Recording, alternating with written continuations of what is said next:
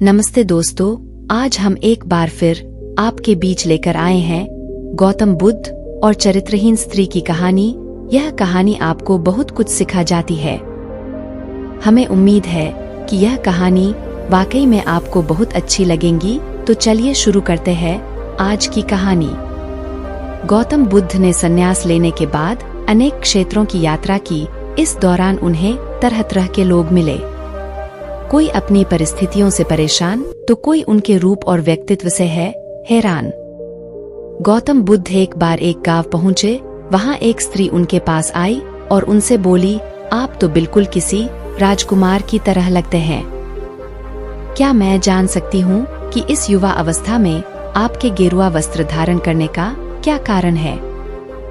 बुद्ध ने उस स्त्री को विनम्रतापूर्वक उत्तर दिया, मैं 3 प्रश्नों का हल ढूंढने के लिए संन्यास लिया है। यह शरीर जो युवा व आकर्षक है, जल्दी ही वृद्ध होगा, फिर बीमार होगा और अंत में मृत्यु अवस्था में चला जाएगा।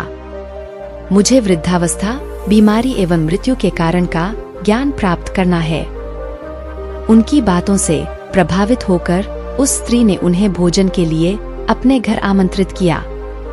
मगर उस स्त्री को गांव वाले पसंद नहीं करते थे।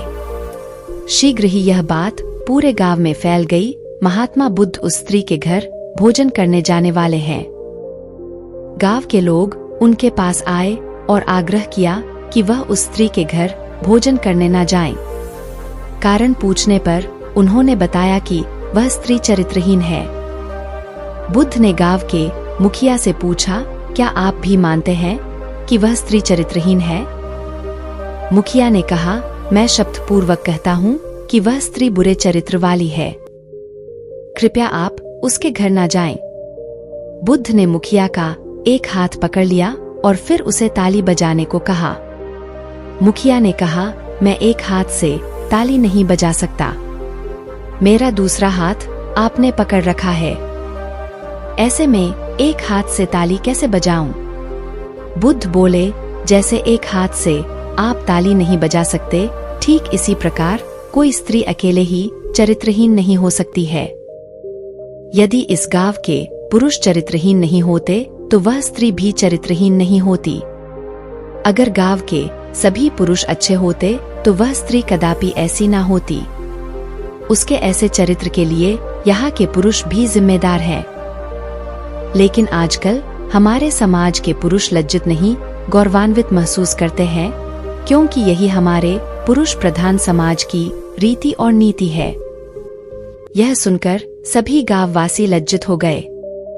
इस कहानी से हमें यही सीख मिलती है कि हमें किसी को भी चरित्रहीन कहने का हक नहीं है। उससे पूर्व अपने आप में देखना है कि हम पूरी तरह पवित्र है, क्या हम चरित्रहीन नहीं है।